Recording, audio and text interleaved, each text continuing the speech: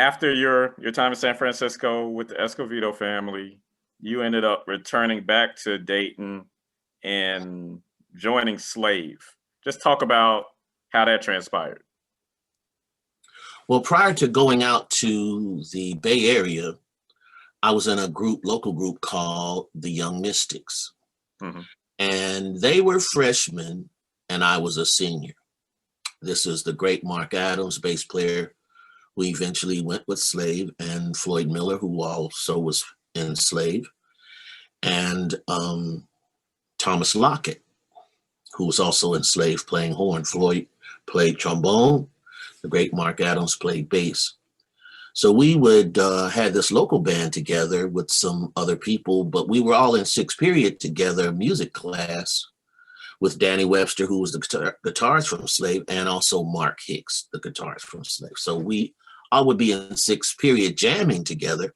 We would bring our equipment. They would let you bring your drums, and I'd bring my drums, and we would jam together. That being said, we had a local band, and I had graduated. They were still in school. We had this janky manager dude. So I decided, well, I'm going to go out to the West Coast, see if I can make it. They were still in high school. So time goes on.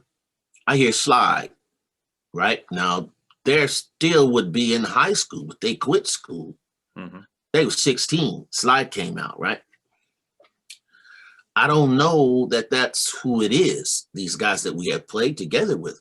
So I hear the song on the radio, and I'm like, man, I got to go snatch this joint up, man. I like this song. And I flipped the cover over, and half of the group is cats that I had played with in the Young Mystics. Right. Fast forward a little bit.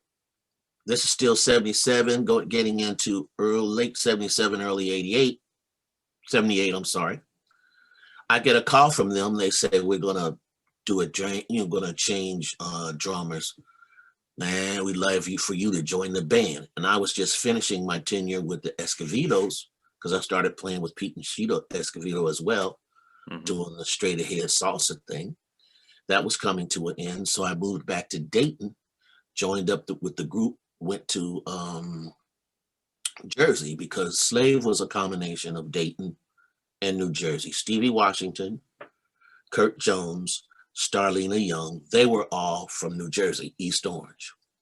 So that's what it was a combination of mostly cats from Dayton and East Orange. Stevie Washington was the leader of the group, the first leader.